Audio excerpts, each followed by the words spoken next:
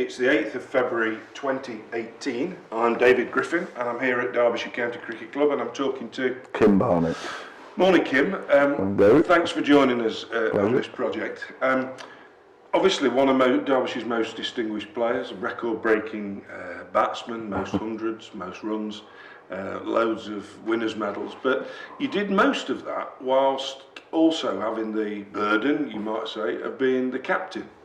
If I could take you right back to 1983, you're 3 or 4 years in the county game, you've got a county cap, but you're only 22, and you suddenly become county captain, the youngest in the country and the youngest in Derbyshire's history.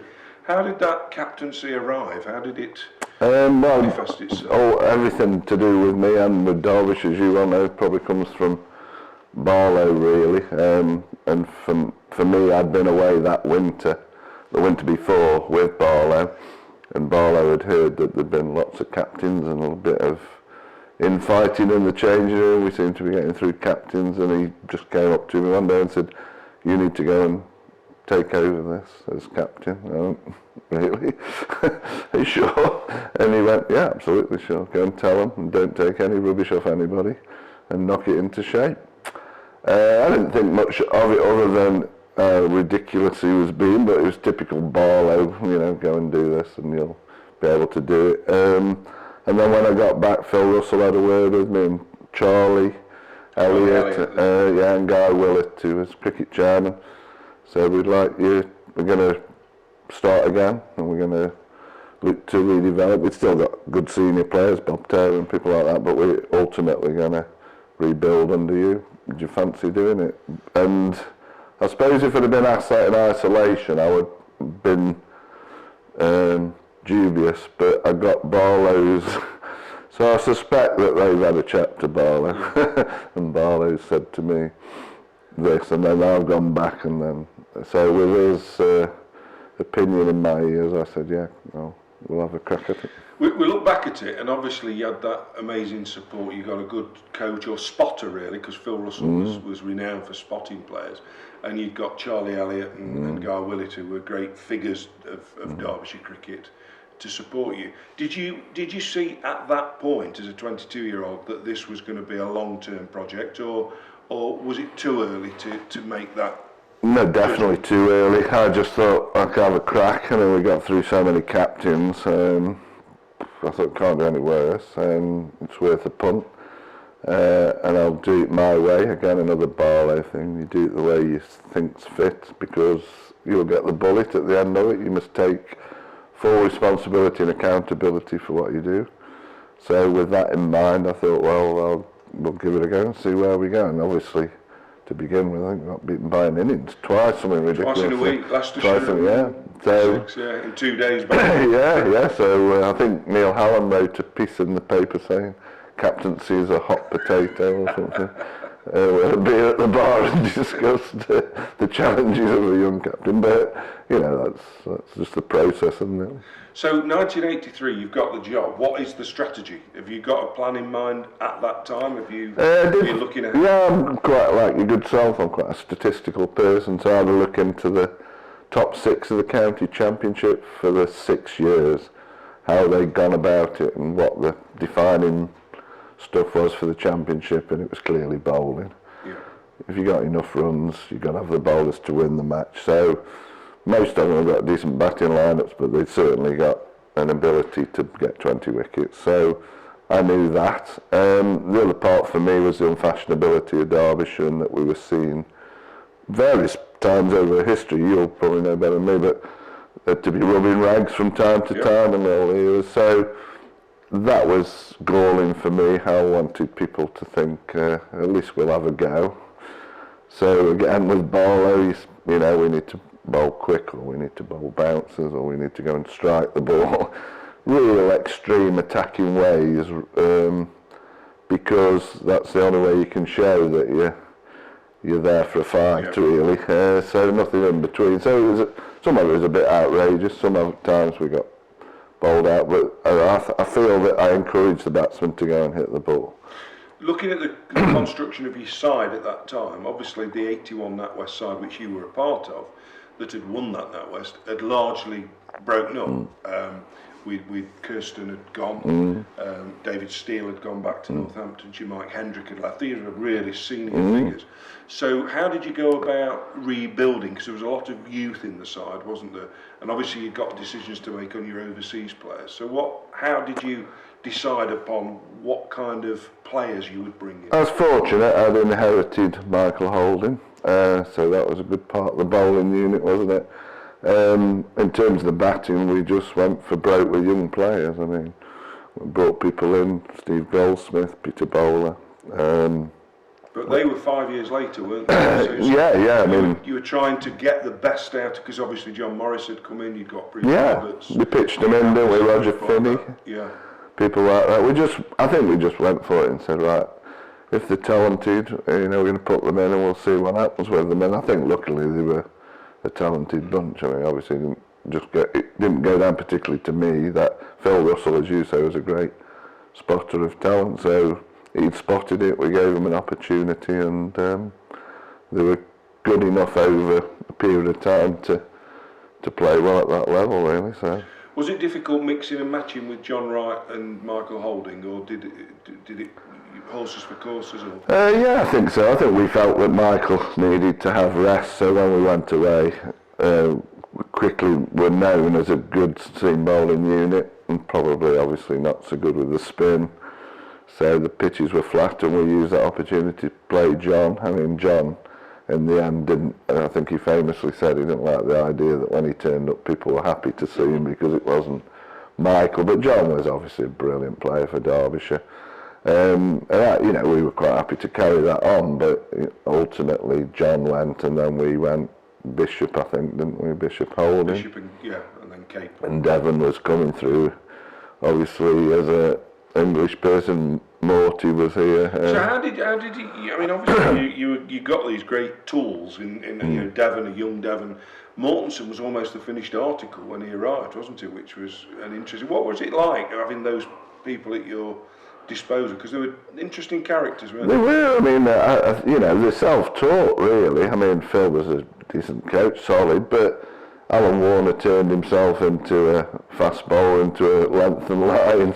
A really good length and line bowler, 2 and over type. Morty was self-taught, so they were great foils for the attacking bowlers we ultimately had. I mean, they were self-taught, and I think like a lot of things, it just suddenly appears. You have a concept of bowling well, and then for some reason the bowlers are there, and then we just had to decide how far we dare go with green pitches and stuff like that. But another guy down the road, Clive Rice, of course. So we got Barlow at the back of it. Clive Rice, fantastic competitor.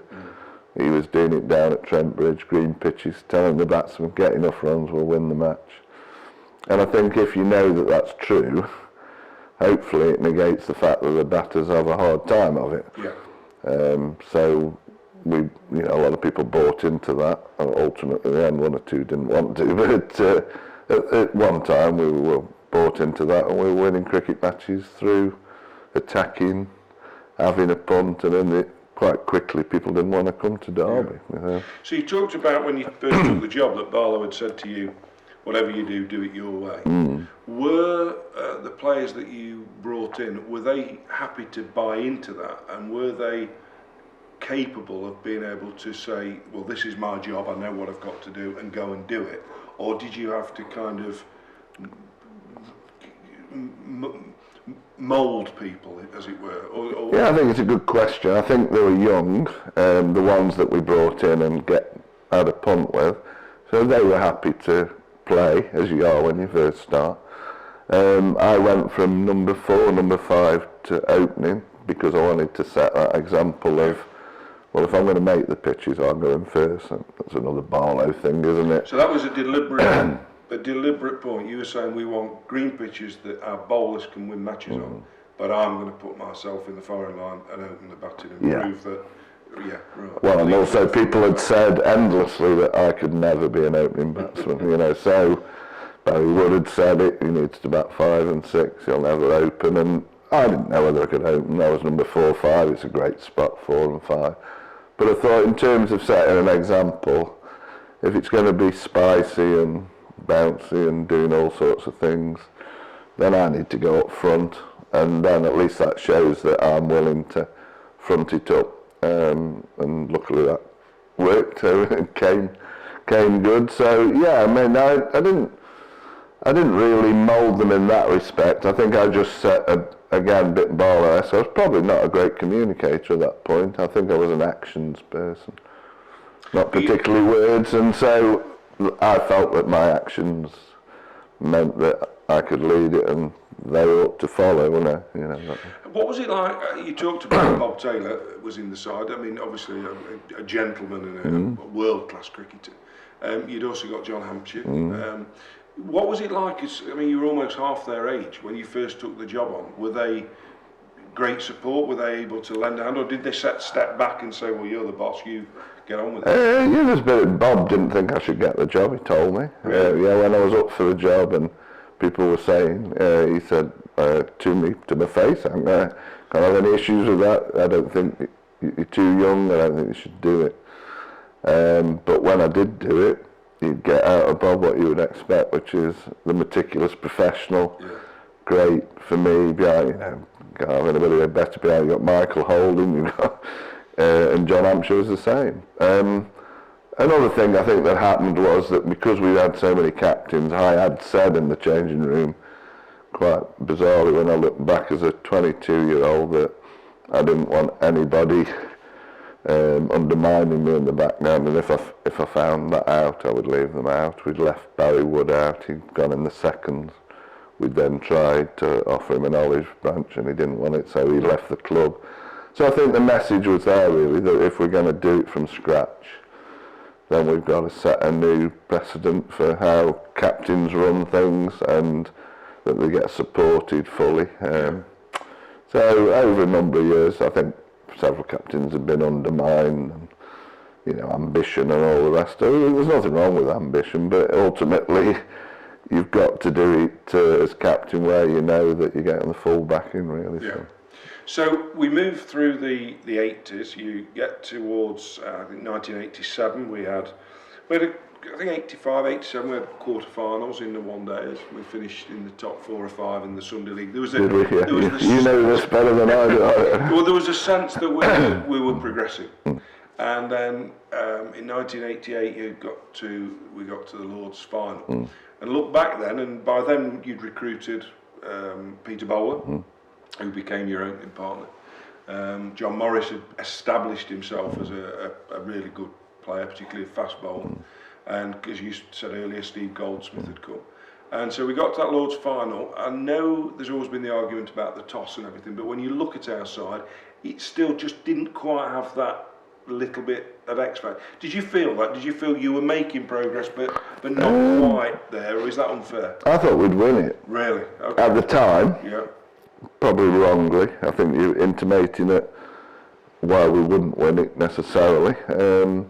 I thought we'd win it because I think we got the guns to win it. I think that the toss was crucial, that's not making an excuse. But I think also there's a process involved where, as you say, you start to play quarters and you start to compete, but then you have to learn how to win the big matches. So I think that was part of the process you're intimating really, which is just getting to a final. You've got to know how to win a final. Yes, I think the reason I look at the comparison between the 78 final when we got to Lords and lost it, the team, it had got 7 or 8 players who were really, really good, but you just felt the ones on the fringes weren't quite as good. By 81, those places had been filled. Yourself and Newman and people like that had come in. And similarly in 88, I just felt that we lacked, 5 years later, you'd got other people who could step up. Yeah, you looked right through the 11 and you thought we got a better side. I guess that 88 to 93 period, 94 was the real highlight of your captaincy when you look back. And I suppose for me, I always felt the 1990 Sunday League triumph was the greatest of your captaincy, because you got to do it every week against a different team at different grounds and everything.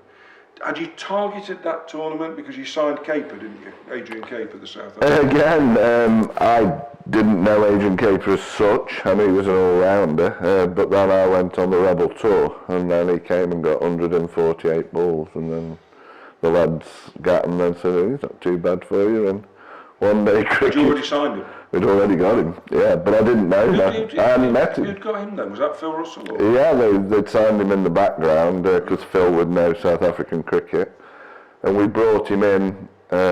Again, I think we got 2 players, haven't we? We must have had him. We had Bishop, but we could only play one. That's right. At the time. So I thought he would get runs in Championship as well, but he didn't. And in the end, I had to say to him, "Why don't you just go and play like it's a Sunday?" And he said to me, "I'm better than that. I'm a proper batsman." So he carried on and kept nicking it and couldn't get a 50. So, but a proper, gosh. Way ahead of his time, really. I mean, T20. Oh gosh, massive. A bit like Viv Richards, isn't it? He is that sort of swashbuckling player. So I'd seen him on the Rebel Tour, and he was like legendary. So I then they sent him in early in the one-day international. There were, I don't know, 140 for 2 or something, and Caper got 148 balls. And you were bowling at him that day? Oh, Jarvis, Embry, Foster, Dilly, all what we got really. And then it carried on really. He kept coming in and smoking us really. So I was, having gone from, I don't know him particularly well as a person or as a player, to my goodness, he can give it a hit. And then we played at Sussex, the first match. Sure. In some dire states, wanting about 9 and over 5 or 6. 76 off 7, which today nobody bats an eyelid. No. But back then it was, we sat in the crowd in front of the cricketers' pub and thought, well, that's it, game over. And they had top bowlers bowling at Sussex, didn't they? So the lad said, "Oh, we've done this one in," and I said, "Well, I would say that, except this bloke can seriously hit a ball." I think we won with a couple of overs to spare. Staggering. Did he get 15, 20 odd balls or something? And my goodness, that set the tone really. So from then on, it was 5 seamers, Peter Bowler keeping wicket standing back, knock anything off. Whatever we did, we felt that we could knock a total off, and I think that's what we did consistently. Kent at Chesterfield, the last match here. All that way, you think, when ever the rate got up, he just went in. He was absolutely fearless. I remember him doing it at Northampton on one of the hottest days of the year. It was absolutely scorching. It was another one where he thought, we're not going to do this. And he just went in and he just hit the ball so cleanly, didn't he? So powerful. Well, there was a couple for me. I think I got 100 at Chesterfield where we still wanted 8 and over. And as I went past him, he went, "Well played, Skip, game over." And I thought, well, we want 32 off 3 or 4, which again, in those days was quite tough, and it was just all over within minutes, A couple of 6s, and he just got, he was Barlow-esque in that respect. Absolutely. Attitude as well. He was a Cape farmer, built, solid lad, And he absolutely, we wouldn't have had many better campaigns from an individual than his record in that. Fantastic. Well, it's been great talking about your captaincy so far. And I think what we'll do is we'll just call a halt now, and then we'll go back to that 1990 season, because there's a lot of characters who were involved, not just Adrian Caper, of course. So thank you for that. All right.